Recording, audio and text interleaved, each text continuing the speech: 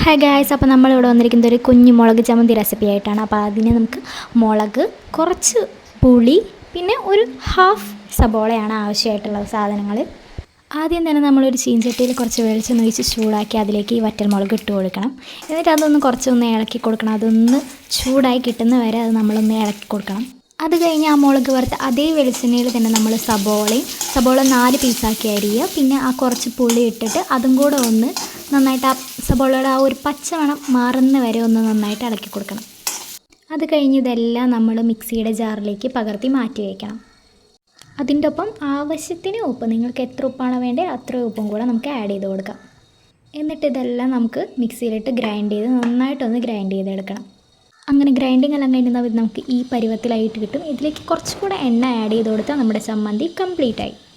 അപ്പോൾ ഇതാണ് നമ്മുടെ ചമ്മന്തിയുടെ ഫൈനൽ ലുക്ക്. ഇതൊരു കുഞ്ഞ് റെസിപ്പിയാണ്, എല്ലാവർക്കും വീട്ടിൽ ട്രൈ ചെയ്യാവുന്നതാണ്. അപ്പം ബൈ ബൈ.